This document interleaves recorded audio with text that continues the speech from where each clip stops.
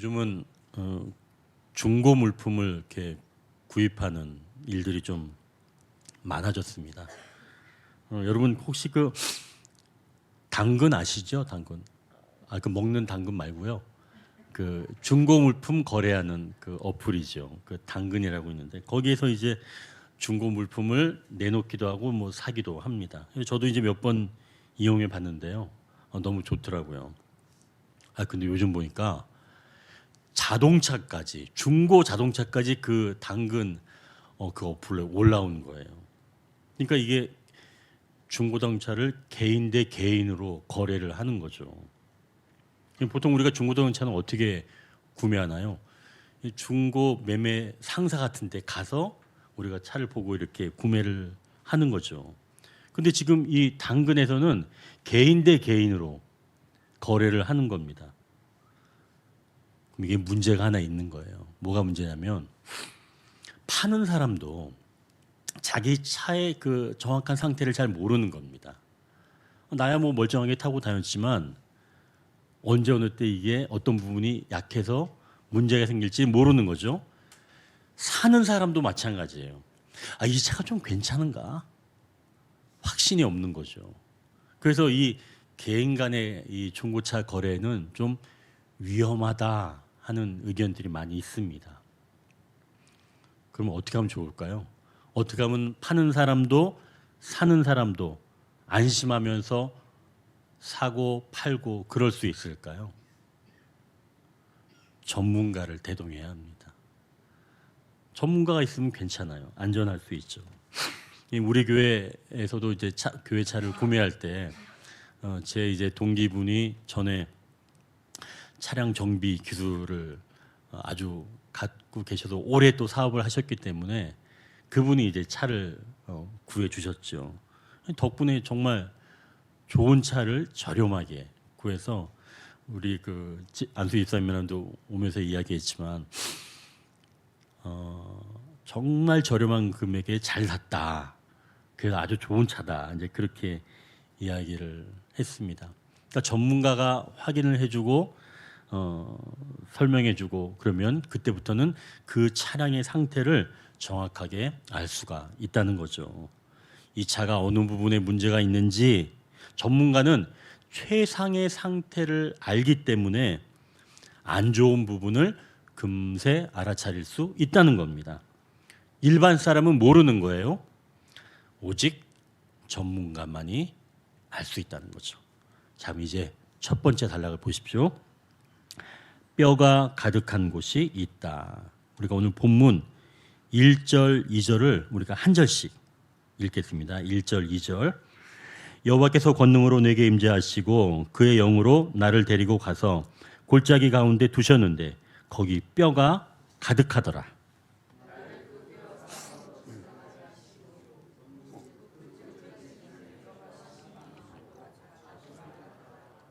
하나님께서 지금 에스겔을 데리고 골짜기로 가셨는데 그곳에 뼈가 많다는 겁니다. 하나님이 지금 권능으로 에스겔 선지자에게 임재하셨고 하나님이 그의 영으로 데리고 가셨기에 에스겔이 뼈가 가득한 곳 골짜기에 갈 수 있었고 또 볼 수 있었다는 거죠.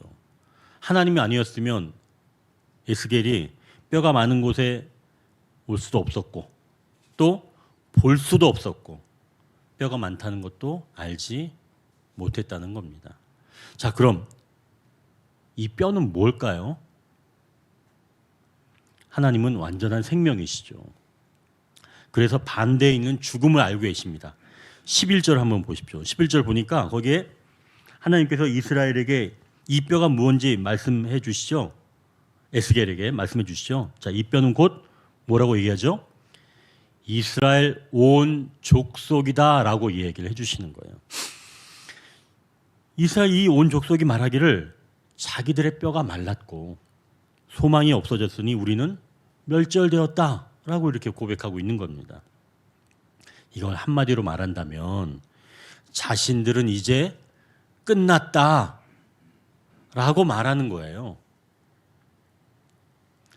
자, 이제 우리가 이 에스겔 전체를 조금 간략하게 한번 좀 살펴볼 필요가 있는데요. 에스겔은 제사장 가문의 사람입니다. 이 보통 제사장은 20세부터 약 한 10년 동안 견습생으로 활동을 합니다. 그래서 30세에 이제 본격적으로 제사장 업무를 보게 되는데요. 그렇다면 이 에스겔은 미래가 보장된 사람이에요. 자기는 제사장 가문에서 태어난 제사장이니까 20세부터 견습으로 한 10년 있고 그 뒤에 30세부터는 본격적으로 제사장 직임을 하면 됩니다. 그럼 자기는 미래가 보장된 사람이라는 거죠. 그런데 이 에스겔이 25살 되던 때 바벨론으로 포로로 끌려간 겁니다. 아니 그러면 고국에 있으면 제사장으로 잘 살 수 있는데 확실히 미래가 보장을 받았는데 25살 되던 때에 바벨론으로 끌려간 겁니다. 그러면 미래가 불투명해진 거죠. 불확실해진 겁니다. 그러면 얼마나 답답했겠어요. 그리고 그 사역, 그 에스겔의 사역을 보면 벙어리로 7년 있습니다. 그리고 1년 동안 몸을 꽁꽁 묶인 채로 굶주렸습니다. 더 어이가 없는 건, 아니 어이가 없다기보다는 안타까운 건 자기 아내가 죽었는데 자기 아내가 죽으면 너무나 슬프잖아요. 그런데 하나님께서 네 아내가 죽었지만 너는 울지 말아라, 슬퍼하지 말아라 이렇게 명령하시는 거예요. 이제 사실은 이제 그 586년, 그러니까 이 에스겔의 아내가 죽은 거는 이스라엘이 멸망한 것을 의미하기 때문에 이스라엘이 멸망해도 슬퍼하지 말라, 그런 의미에서 하나님께서 이 에스겔 선지자에게 너는 아내가 죽어도 울지 말아라 이렇게 명령하셨던 거죠. 그럼 여러분 생각해 보십시오. 벙어리로 7년, 너무 배고파서 굶주린 채로 1년, 아내가 죽어도 울지 못, 이것뿐만이 아니에요. 별 해괴한 일을 다 합니다. 그래서 어떤 사람은 이 에스겔을 정말 정신병자가 되었다라고 이야기하는 학자들도 많이 있어요. 이 사역이 이랬다는 거죠. 그리고 이제 이러한 사역에서 이스라엘로 끌려가서 25살부터 끌려가서 그 뒤로 선지자로 부름 받은 것은 5년이 지난 후였습니다. 그러니까 30살 정도쯤 되던 해에 이 에스겔 제사장이 선지자로 하나님께 부름을 받은 것이죠. 자, 그럼 이제 생각해 보십시오. 바벨론으로 포로 끌려가서 5년 동안 선지자로 일하기 전에 5년 동안은 마음이 어땠을까요? 내가 이제 도대체 내 인생은 뭔가, 이제 여기서 끝났다. 나는 고국에 있으면 그래도 이제 괜찮았을 텐데 나는 이 포로를 끌려와서 내 인생은 여기서 전문적인 용어로 종쳤다. 이렇게 에스겔이 생각하지 않았을까요? 그때 하나님께서 이 에스겔을 부르셨다는 거죠. 내 인간적인 소망이 끊어졌다라고 여기는 바로 그 지점에서 하나님께서 에스겔을 부르신 것이 아닌가 말입니다. 이 에스겔이 선포한 내용은 예루살렘이 멸망했다라고 한 그 소식을 들었을 그 기준으로 해서 예루살렘이 멸망하기 이전에 이 에스겔이 선포한 메시지와 멸망한 이후에 선포한 메시지는 완전히 다릅니다. 이스라엘이 멸망하지 않았을 때에 이스라엘 백성들은 어떻게 생각했냐면 예루살렘은 망하지 않아 라고 이스라엘 백성들은 생각했어요. 왜 그렇게 생각했냐면 먼저 포로로 끌려온 사람, 그리고 예루살렘에 남아있는 사람, 양쪽에 있는 사람 모두가 다 예루살렘은 망하지 않을 거라고 생각했습니다. 왜 같은 생각을 했냐면 자신들은 하나님과 언약 백성이기 때문에 그랬고, 또 자기네 그 팔레스틴 땅, 그 이스라엘 땅은 하나님께서 통치하시는 곳이기 때문에 자기네들은 멸망하지 않는다라고 생각했습니다. 더 나아가서 자기네들은 하나님뿐만이 아니라 온갖 이방신을 다 섬기고 있기 때문에 멸망하지 않는다고 생각했어요. 좀 더 나아가서 자기네들은 강대국과 외교적인 수완을 통해서 있기 때문에 외교적인 그 수완을 발휘하면 얼마든지 버티고 살아갈 수 있기 때문에 이 예루살렘은 멸망하지 않는다라고 이스라엘 백성들은 생각하고 있었죠. 이것을 다른 말로는 자기 신념이 있기 때문에 멸망하지 않는다. 그들은 멸망하지 않는다는 것을 자기 신념, 나는 멸망하지 않아, 이렇게 생각하고 있었던 겁니다. 이때 에스겔이 선포한 메시지는 심판이었어요. 너희는 하나님께서 심판하신다. 그러니까 이 이스라엘 사람들이 우리는 멸망하지 않아 라고 생각할 때 메시지는 심판의 메시지였다라고 하는 거죠.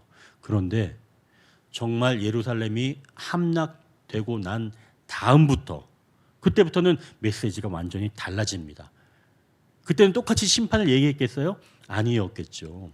그때의 메시지는 구원입니다. 그러니까 기점을 알겠죠. 예루살렘이 멸망하기 전의 메시지와 예루살렘이 멸망한 이후의 메시지가 달랐다는 거예요. 멸망하기 전에는 심판, 멸망한 이후에는 구원. 에스겔의 메시지가 이렇게 달랐다는 거죠. 자, 그럼 이스라엘 백성들에게 너희들이 멸망했다고 힘들어하지만 하나님은 구원하실 거야 라고 하는 메시지를 왜 이렇게 선포했냐면, 이스라엘 백성들은 예루살렘이 멸망했기 때문에 우린 이제 끝났다 라고 계속 생각을 했던 거예요. 나는 이제 끝이야 라고 하는 생각. 그럼 예루살렘이 멸망하면 정말 끝이에요? 아니죠. 그 사람들이 생각하기에는 끝입니다. 그러나 하나님 편에서 생각하기엔 그들의 그 신념이 죽은 걸로 보시는 거예요. 너희들의 그 잘못된 신념이 죽은 것으로 보신 겁니다. 그래서 그때부터는 비로소 하나님께서 일하실 수 있는 바로 기점이 되었기에 바로 구원의 메시지가 나오는 것이죠.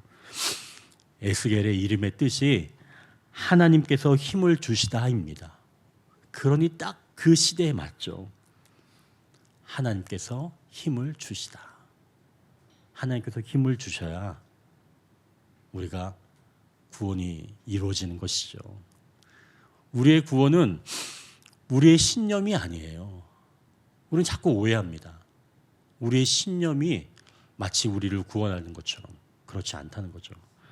하나님이 힘을 주셔야 우리를 구원하시는 줄 믿습니다. 자, 그렇다면 하나님께서 에스겔의 권능으로 임하셔서 그를 데리고 많은 뼈를 보여주신 이것은 바로 이스라엘의 영적인 상태인 거죠. 즉 그들이 죽었다고 생각하는 바로 그것을 보여주시는 겁니다. 자, 이것을 오늘날 우리 삶으로 적용해 보는 거죠. 우리는 어떤 부분이 죽어 있습니까? 이 부분만큼은 하나님도 어쩔 수 없다고 생각하는 부분이라는 거죠. 종교개혁 선봉에 있었던 마르틴 루터가 절망적인 상황을 맞이하게 됩니다. 그래서 어느 날 집으로 돌아온 루터가 아내를 보고 깜짝 놀라는 거예요. 왜 그러면 아내가 상복을 입고 곡을 하고 있는 겁니다. 루터가 깜짝 놀라고, 아니 누가 돌아가셨어요? 물어보니까 이때 이 아내가 루터에게 하나님이 죽었어요, 이렇게 얘기를 하는 거예요. 여러분, 하나님이 죽었다는 거예요. 그러니까 루터가 너무 놀라가지고, 아니 불경스럽게 당신 무슨 얘기를 하는 겁니까? 하나님이 어떻게 죽어요? 이렇게 루터가 이야기를 하니까 아내가, 아니 당신은 종교개혁을 한다고 하면서 그것을 마치 이루지 못할 것으로 여기면서 실에 빠져 있는 것을 보니 마치 하나님이 죽은 것처럼 당신이 그렇게 여기는 것 같아서 내가 이렇게 한 겁니다. 이렇게 아내가 이야기를 하는 거예요. 그걸 딱 보고 루터가 번뜩 깨어난 거죠.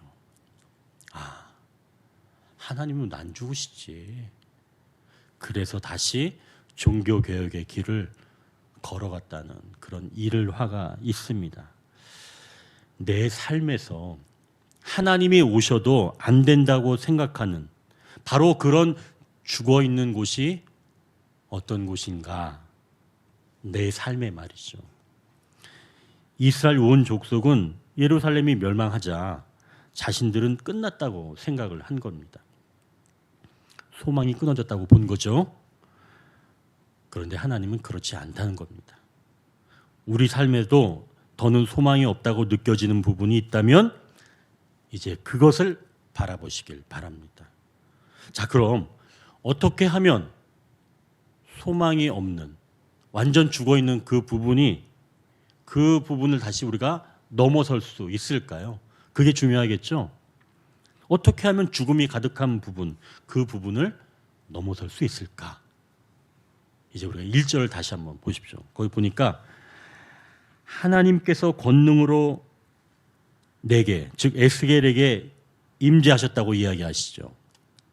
그리고 영으로 데리고 골짜기 가운데 두셨다고 말씀하죠. 거기 가보니까 뭐가 가득하게 있다 그래요? 뼈가. 자, 그럼 이걸 종합해 본다면 내가 죽어 있는 그곳에 갈 수 있다는 거예요, 없다는 거예요? 내가 스스로 그 죽어 있는 곳에 갈 수 없다는 거예요. 누가 데리고 갔어요? 하나님께서 데리고 가신 거예요. 뭘로? 권능으로. 여러분, 이 부분이 굉장히 중요하죠. 하나님이 권능으로 임하셔야지만이 내가 죽어 있는 부분으로 갈 수 있다는 거예요. 즉, 나의 죽어 있는 부분을 내가 제대로 알지 못한다는 겁니다. 그 상황을 제대로 볼 수가 없다는 얘기예요. 내가 생각하기에 나는 어때요? 멀쩡하죠. 여러분 그렇지 않아요? 내가 생각해 나는 지극히 정상적인 사람이에요. 나는 죽어 있는 부분이 없어. 난 다 파릇파릇해. 이렇게 여러분 생각하지 않아요? 저만 그런가요? 이 표정이 저도 사실은 죽어 있는 부분이 많이 있습니다. 저는 솔직한 고백이에요. 아마 여러분들도 죽어 있는 부분이 있을 거예요. 하나님이 오셔도 못 고친다고 생각하는 그 부분이 있을 거란 얘기죠. 그런데 그 부분은 내가 나를 잘 못 본다는 얘기예요. 내가 그곳에 잘 서지 못한다는 얘기입니다. 하나님이 권능으로 누군가를 데려다 놓고 그것을 보여주셔야지만이 안다는 얘기예요. 죽어 있는 부분은. 그만큼 죽어 있는 부분을 보고 인식하고 또 고백하기가 어렵다는 겁니다. 나는 이런 부분이 내가 참 문제야. 이렇게 생각하지 못한다는 거예요. 여러분 그렇지 않아요? 나는 이런 부분이 참 문제입니다. 나는 좀 잘못됐어요.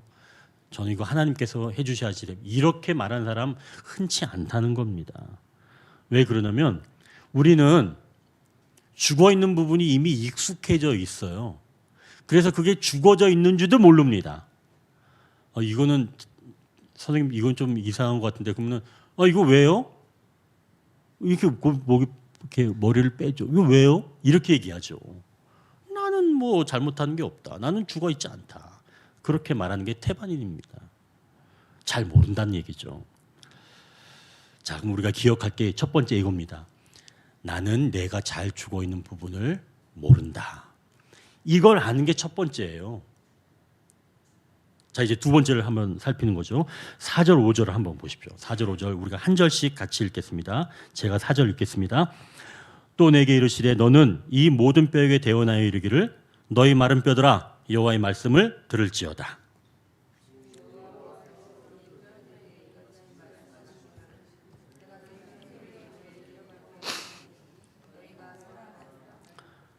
자, 보십시오.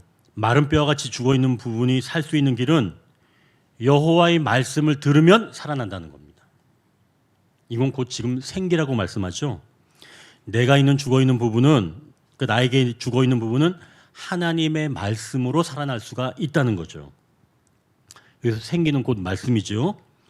자, 우리가 죽어 있는 부분을 살리기 위해서는 결국은 내 안에 있는 어떤 것으로 살아나지는 못한다는 얘기예요. 외부에서 하나님 말씀이 들려야지 되는 거지. 그러니까 내가 내 안에서 나는 이런 부분이 잘못됐어. 내가 좀 고쳐야 되겠어. 내 의지를 가지고 내 신념을 가지고 고치는 게 아닌 거예요. 뭐가 들어와야 된다? 하나님의 말씀이 들어와야지 그게 살아날 수가 있다는 얘기입니다. 아무리 내 안에 있는 어떤 것으로 해봐야 내 죽어있는 부분이 고쳐지질 않아요. 여러분 경험해 보셨죠? 이 부분도 또 동의를 안 해주시네. 저는 제 안에 있는 제 어떤 그 의지로 저의 죽어있는 부분을 못 고쳐요. 내가 무슨 결심하고 나는 그렇게 하지 말아야지 한다고 저는 안 되더라고요. 이건 여러분 아마 인정하실 겁니다. 이건 하나님의 말씀으로 이거는 살아나야지 내 안에 있는 어떤 것으로는 도저히 안 된다는 얘기입니다. 자, 그럼 이제 우리가 두 가지 알았죠? 첫 번째 아는 것은 뭐냐면 나는 내 스스로 죽어있는 부분을 잘 모른다 라고 하는 것을 첫 번째 알아야 돼요. 두 번째 아는 것은 그 죽어있는 부분을 살리기 위해서는 내 안에 있는 어떤 것이 아니라 하나님의 말씀으로만 살아날 수 있다. 여러분 기억하십시오. 이게 우리 죽어있는 부분에 살아날 수 있는 길입니다. 인식하는 것, 외부의 힘, 말씀이죠. 그러니 이제 우리가 이것을 인식하고 하나님의 도우심을 구하는 것이 곧 우리의 기도 제목이 되어야 하는 줄 믿습니다. 그러니 우리의 기도 제목이 하나님, 내가 기도해야 될 부분이 어떤 것인가요? 나의 죽어있는 부분을 알게 하여 주옵소서라고 기도하고 그 죽어있는 부분에 하나님께서 말씀으로 살려 주옵소서라고 기도를 해야 되는 거죠. 그럴 때 그 부분을 우리가 직면하게 되고 넘어설 수가 있다는 것입니다. 자, 그럼 이렇게 기도한다면 어떤 일이 일어날까요? 이제 두 번째 단락입니다. 대언하는 삶이 있다. 우리가 7절, 8절인데요. 제가 7절 읽겠습니다. 이에 내가 명령을 따라 대언하니 대언할 때의 소리가 나고 움직이며 이뼈, 젖뼈가 들어맞아 뼈들이 서로 연결되더라.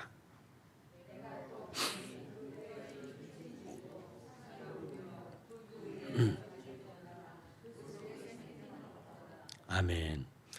자, 우리가 상을 받을 때, 그러니까 밥상 말고 그러니까 상장, 그러니까 상을 받을 때 그 사회자가 상장 안에 있는 그 글을 읽잖아요. 사회자가 읽고 나서 맨 마지막에 뭐라고 얘기하죠? 그 사회자가 받아본 지가 우리 꽤 오래됐어요, 그죠? 참 저도 학교 다닐 때 저도 별로 받아보질 못해가지고 요즘은 좀 이렇게 순화해서 표현하는데 대신 읽었습니다 이렇게 얘기하죠. 대독 그렇게 얘기하죠. 자, 그러면 이 대독 대신 읽었습니다라고 얘기하는 것은 상을 주는 사람과 읽는 사람이 다르기 때문에 대독 이렇게 이야기를 하죠. 자, 그렇다고 해도 그 내용은 상을 주는 사람의 내용을 그대로 전달해 주는 거죠. 그러니까 여기에서 지금 우리가 얘기하는 7절에 대언하니라고 하는 것은 이런 뜻이라는 거죠. 하나님의 말씀을 전하는 겁니다. 그러니까 명령을 따라서 하나님 말씀을 전한다. 에스겔이 얘기를 하고 있는 거예요. 자, 그럼 이제 듣는 사람은 저 사람이 말하는 것을 누구의 말로 들어야 되는 거예요? 그 사람의 말로 들어야 되는 거예요? 하나님 말씀으로 들어야 되는 거예요? 하나님 말씀으로 들어야 되는 거예요. 내가 죽어있는 그 부분이 있더라도 대언하는 말씀을 듣고 그 말씀은 하나님의 말씀임을 믿으며 받아들이는 거죠. 그러니까 내가 죽어있는 그 부분을 향해서 선포하는 말씀이 나의 죽어있는 부분을 살린다 라고 하는 것을 믿고 받아들여야 되는 거예요. 그게 대언에 대한 듣는 사람의 자세인 거죠. 그러니 먼저는 말씀을 듣는 사람이 마음 자세가 준비되어야 한다는 겁니다. 듣는 사람이 대언하는 말씀은 곧 하나님 말씀이다 라고 하는 것을 인식하고 그 말씀을 내 죽어있는 부분에 하는 말씀이다라고 받아들여야 된다는 거예요. 그리고 내가 받아들일 때 그 말씀이 내 죽어 있는 부분을 다시 살리신다 라고 하는 것을 믿는 거죠. 그러니까 그러면 지금 말씀을 듣는 사람이 먼저 그런 주의를 기울여야 되겠죠. 아, 대언하는 말씀은 곧 하나님 말씀이고 내 죽어 있는 부분에 뿌려졌기 때문에 내 죽어 있는 부분이 이 말씀을 통해서 살아난다 라고 하는 것을 믿는 거죠. 자, 이제 또 하나는 대언하는 사람 쪽에서 생각해 보는 거죠. 대언하는 사람은 더 큰 믿음이 있어야 돼요. 먼저 대언하는 사람이 어느 부분에 대고 대언을 하나요? 살아있는 부분? 아니죠. 죽어있는 부분을 대고 대언을 하는 거잖아요. 그죠? 상대의 죽어있는 부분에 대고 대언을 하는 거예요. 그럼 어떤 사람의 죽어있는 부분에 대해서 이야기할 때 쉽게 얘기할 수 있어요? 쉽게 얘기 못합니다. 굉장한 압박감을 느끼고 얘기를 하는 거예요. 그냥 말이 나오지 않죠. 아니, 얘기하고 싶지 않아요. 여러분, 그래서 7절 보십시오. 에스겔도 대언할 때 그냥 하는 게 아니라 내가 명령을 따라 이렇게 이야기를 하죠. 명령이었기 때문에 하는 거예요. 그냥 하는 게 아니에요. 하나님 명령이니까 하는 겁니다. 명령이 없으면 에스겔은 못해요. 자, 그럼 죽어있는 부분은 결국은 상대가 소망이 끊어졌다고 말하는 부분이죠. 그 죽어있는 부분에 대고 하나님이 당신을 살리십니다 라고 말하는 겁니다. 그러면 듣는 사람이 너무 오래 죽어있는 부분에 대해서는 소망이 끊어져 있기 때문에 대언하는 말조차 들으려고 하지 않는 거예요. 콧방귀를 끄죠. 그리고 자기 소리만 합니다. 그건 안 돼. 왜? 너무 오래 죽어 있었으니까. 에이, 그건 안 돼요. 표정도 꼭 이렇게 해요. 에이, 그건 안 돼. 그렇게 얘기하죠. 자기가 다 겪어봤으니까 안 된다는 겁니다. 그리고 안 될 수밖에 없는 이유를 쫙 열거를 해주죠. 결국 말하는 사람은 그 기에 눌려서 말을 걷어들이고 물러가는 거죠. 대언하는 사람은 그래서 생명을 전하는 사람이기 때문에 거부하는 강력한 벽에 부딪힐 수밖에 없다는 겁니다. 말이 안 통하는데 그럼 어떻게 해야 될까? 바로 명령이기 때문에 하는 거예요. 말을 전하는 사람, 대언하는 사람은. 그래서 이 에스겔이 대언을 하는 건데 에스겔은 그러면은 왜 이렇게 명령이니까 하는 걸까요? 아니에요. 이 에스겔이 사실은 하나님께 부름 받았을 때 이렇게 부름 받았어요. 33장 7절 9절에 에스겔이 하나님께서 말씀하실 때 내가 너를 파수꾼으로 세우겠다 이렇게 이야기하셨습니다. 7절 9절 그러니까 33장 7절 9절을 한번 보면 제가 이제 읽어드릴게요. 인자야 내가 너를 이스라엘 족속의 파수꾼으로 삼음이 이와 같으니라. 그런즉 너는 내 입의 말을 듣고 나를 대신하여 그들에게 경고할지어다. 가령 내가 악인에게 이르기를 악인아 너는 반드시 죽으리라 하였다 하자. 내가 그 악인에게 말로 경고하여 그의 길에서 떠나게 하지 아니하면 그 악인은 자기 죄악으로 말미암아 죽으려니와 내가 그의 피를 내 손에서 찾으리라. 그러나 너는 악인에게 경고하여 돌이켜 그의 길에서 떠나라고 하되 그가 돌이켜 그의 길에서 떠나지 아니하면 그는 자기의 죄악으로 말미암아 죽으려니와 너는 내 생명을 보존하리라. 여러분 이게 무슨 말이냐면 하나님께서 명령을 하셨기에 두려운 마음을 가지고 자기가 할 일, 즉 대언하는 일을 감당하라는 거죠. 만약에 네가 대언하지 않으면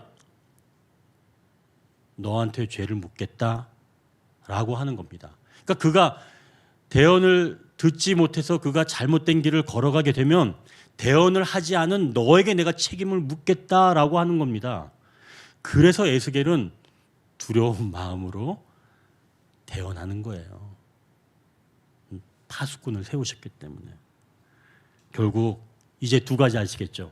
듣는 사람, 대언하는 사람, 이 모두가 함께 하나님의 말씀을 이루어가는 거죠. 듣는 사람도 대언하는 사람도 각자의 주어진 역할을 충실하게 감당해야 한다는 겁니다. 그게 하나님의 그 뜻을 이루어 드리는 거죠. 그래서 빌립보서 2장 12절에 이렇게 기록합니다. 그러므로 나의 사랑하는 자들아, 너희가 나 있을 때뿐 아니라 더욱 지금 나 없을 때에도 항상 복종하여 두렵고 떨림으로 너희 구원을 이루라. 함께 구원을 이루라는 거예요. 그러니까 대언하는 사람, 그리고 그 대언하는 사람의 말을 듣는 그 듣는 사람, 그 사람들이 서로 마음을 합해서 이렇게 합력해야 죽어 있는 부분이 살아난다는 거죠. 결국 전하는 대언하는 사람은 두렵고 떨림으로 하나님께서 명령하셨기 때문에, 또 받아들이는 사람은 하나님께서 이 죽어 있는 부분을 살리실 것이다 라고 하는 믿음과 소망을 가지고 받아들일 때 아름다운 구원의 역사가 일어난다는 이야기입니다. 자, 공동체에서 이렇게 서로 구원을 이루어갈 때 어떤 일이 일어나는지 우리 오늘 본문 7절을 보면 이 뼈, 저 뼈가 들어맞아 뼈들이 서로 연결된다고 말씀합니다. 드디어 서로 연결되는 거예요. 그동안 죽어있는 부분 또는 사람들끼리 아무런 연결점이 없었죠. 서로 소닭보도 됐습니다. 그러나 말씀이 들어가고 받아들이면 그때부터는 서로 연합이 이루어지는 거예요. 그때 연합이 이루어진, 그게 교회 공동체라는 거죠. 죽어있는 부분이 받아들여지고 살아날 때 드디어 뼈가 서로 연결되는 겁니다. 교회 공동체가 그래서 생명력 있는 공동체인 거예요. 죽어있는 부분이 서로 만져졌기 때문에 그런 부분을 서로 용납하고 드디어 뼈가 이 뼈 저 뼈가 연결되는 거죠. 아름다운 소리가 일어나는 공동체, 바로 그게 교회 공동체입니다. 결국 그 공동체, 그렇게 뼈와 뼈끼리 연결되는 그 공동체가 얼마큼 하나님께서 기뻐하시는가. 맨 마지막 부분 보시면 큰 군대가 된다고 말씀하시죠. 마지막 단락 10절 보니까, 그죠? 비로소 군대가 되는 겁니다. 이 뼈 저 뼈가 연결될 때. 자, 이제 세 번째 단락입니다. 내 백성이라고 말씀하신다. 이제 우리가 11절, 13절을 우리가 한 절씩 읽겠습니다. 제가 11절 읽겠습니다. 또 내게 이르시되 인자야, 이 뼈들은 이스라엘 온 족속이라. 그들의 이르기를 우리의 뼈들이 말랐고 우리의 소망이 없어졌으니 우리는 다 멸절되었다 하느니라.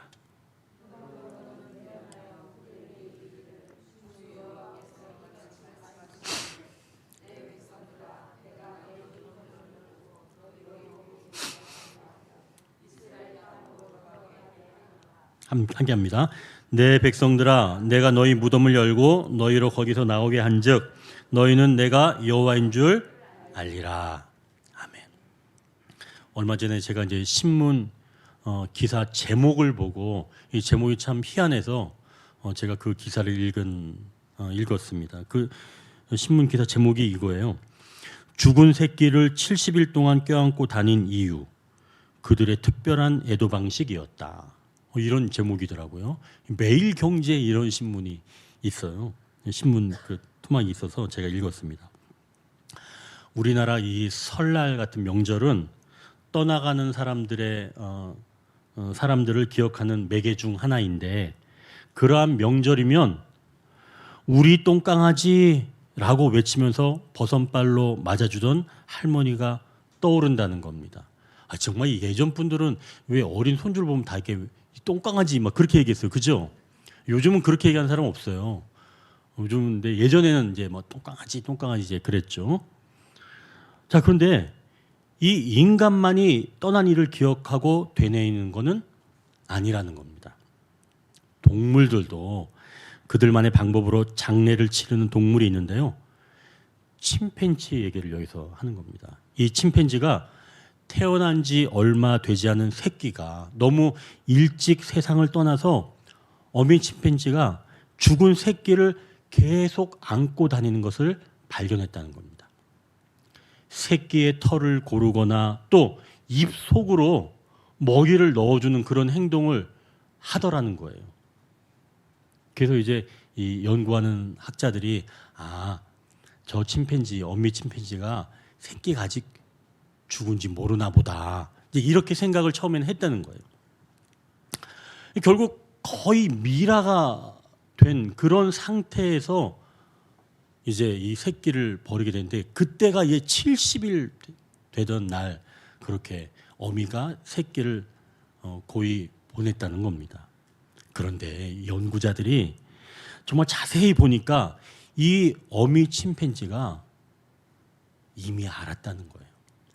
새끼 침팬지가 죽었다는 것을 이미 알고 있었다는 겁니다. 그럼 왜 그러냐면 그러니까 이 새끼가 죽기 이전에 하는 어미의 행동과 죽은 이후에 한 행동이 달랐다는 거예요.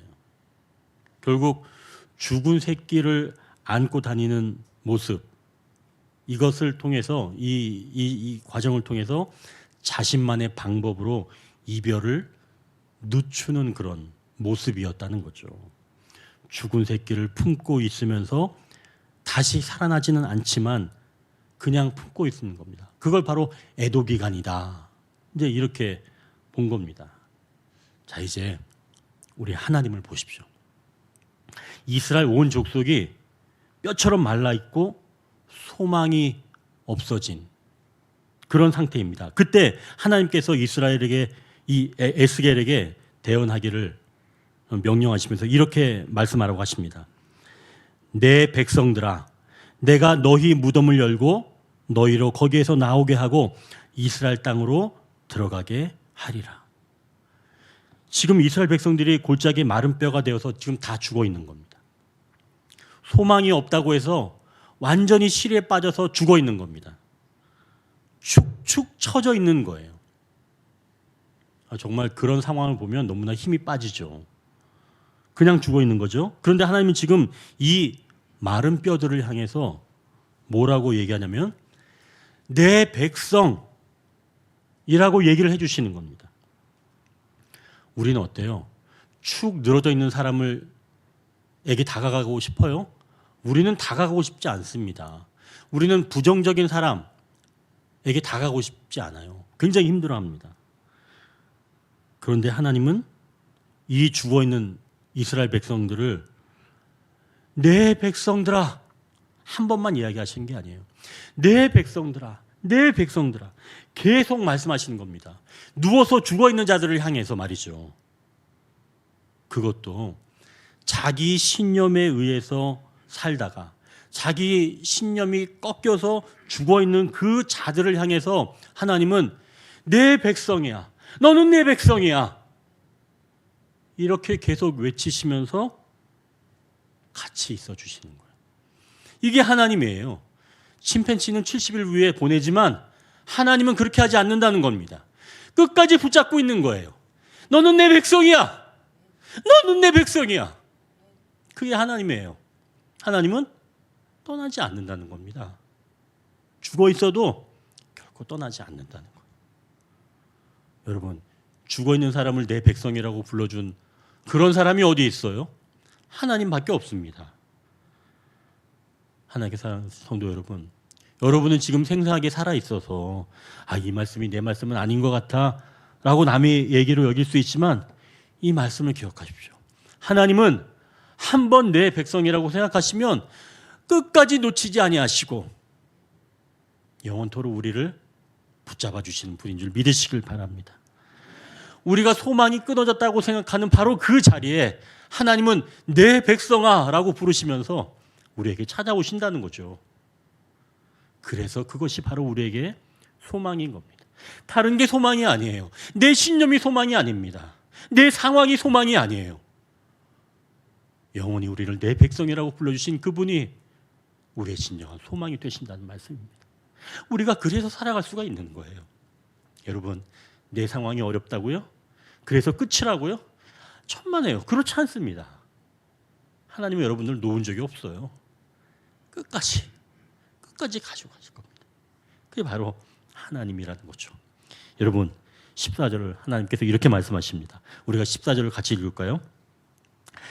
내가 또 내 영을 너희 속에 두어 너희가 살아나게 하고 내가 또 너희를 너희 고국 땅에 두리니 나 여호와가 이 일을 말하고 이룬 줄 너희가 알리라. 여호와의 말씀이라. 우리 인간은 늘 자기 신념을 가지고 그걸 믿고 소망을 갖는 어리석음이 있죠. 또한 그 신념이 무너졌을 때 우리는 소망이 사라졌다고 하면서 죽어갑니다.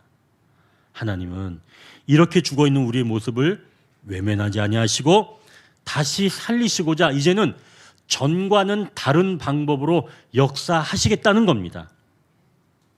뭐냐면 죽음이 머물러 있는 곳에 찾아오기를 감행하신다는 거죠. 하나님은 완전한 생명이신 분이라 죽음의 장소에 오실 수가 없지만 하나님은 권능으로 이 죽음의 장소에 찾아오셔서, 즉 우리와 같이 인간이 되셔서 이 땅에 오셨고 우리에게 영을 두시려고 십자가에서 죽으시고 부활하시고 다시 승천하셔서 성령을 우리에게 보내주신 줄 믿으시길 바랍니다. 이제 그 성령님이 우리 안에 계시기에 우리가 무덤에서 벗어날 수가 있게 되었다는 거죠. 우리 속에 주님의 영이 임하셔서 우리가 다시 살아나는 줄 믿으시길 바랍니다. 주님의 영이 이제 우리 안에 계시기에 우리는 마른 뼈가 아닙니다. 잠깐이라도 마른 뼈가 될 수는 있겠죠. 그러나 하나님은 우리를 끝까지 부르시고 살려가시는 줄 주님의 이름으로 축원합니다. 이제 말씀을 정리합니다. 뼈가 가득한 곳이 있습니다. 우리의 죽어있는 부분을 외부의 시선으로 확인하라고 말씀합니다. 대언하는 삶이 있습니다. 죽어있는 부분에 누군가 찾아와 대언하는 삶을 살라고 말씀합니다. 죽어있는 부분이 너무나 많아 부패한 상태에 있는 사람을 향해 하나님은 말씀하십니다. 내 백성아, 내 백성아. 하나님은 우리를 살리시고자 그 죽어있는 부분에 찾아오셔서 우리를 무덤에서 건져내시고 생명의 땅으로 옮기신다고 말씀합니다. 기도하겠습니다.